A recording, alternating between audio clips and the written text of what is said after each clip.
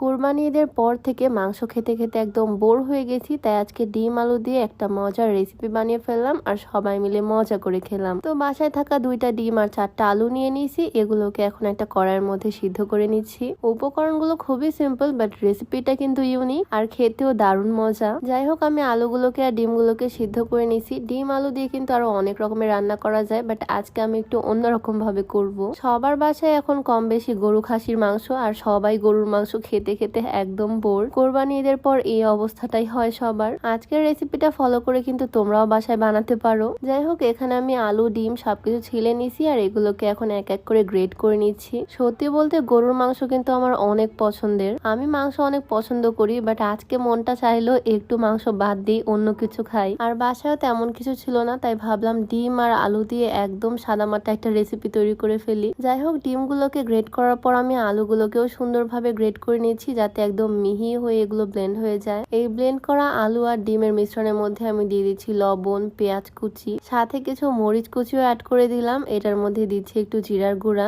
আর সামান্য পরিমাণে গরম মশলা গুঁড়া। সবকিছু একসাথে দেওয়ার পর আমি এটাকে ভালোভাবে মিক্স করে নিচ্ছি। আর এটার মধ্যে দিয়েছি সামান্য পরিমাণে ময়দা। ময়দাটা স্কিপ করলে কিন্তু ডিম আলুর দারুণ একটা ভর্তা হয়ে যেত। যাই হোক, আমি এখন এগুলোকে অল্প অল্প করে নিয়ে মিষ্টির মতো শেপ দিয়ে নিচ্ছি। অন্য একটা প্লেটে সামান্য পরিমাণে ময়দা ছড়িয়ে এগুলোকে রেখে দিচ্ছি। একটু লম্বাটে টাইপের গোল করে আমি সবগুলো বানিয়ে নিলাম। দেখতে মনে হচ্ছে একদম ডিম আলুর মিষ্টি। যাই হোক, মজা করতেছি। একটা প্যানের মধ্যে আমি তেল গরম করে নিলাম আর গরম তেলের মধ্যে এগুলোকে ছেড়ে দিয়ে একটু ভেজে নিচ্ছি। কালারটা কিন্তু দারুণ চলে আসবে ভেজে নেওয়ার পরে। আর এগুলো কিন্তু ভেজে পাকোড়ার মতো এইভাবেও খাওয়া যায়, বেশ মজাই লাগে খেতে। আমি সুন্দর করে এপিট ওপিট ভেজে নিলাম একদম ব্রাউন কালার করে। আর তারপর এগুলোকে উঠিয়ে তেলের মধ্যে আমি দিয়ে দিলাম জিরা, আর তারপর দিয়েছি কাঁচামরিচ আর পেঁয়াজ কুচি। এখন এই বড়াগুলোকে রান্না করার পালা। আদা বাটা, জিরা বাটা, রসুন বাটা সবকিছু অ্যাড করে দিলাম যাতে পুড়ে না যায়, সেজন্য সামান্য পানি আর সব রকমের গুঁড়া মশলা। জিরার গুঁড়া তো কৌটাতে একদম শেষ। যাই হোক, এই হচ্ছে সিম্পল রান্নাটা।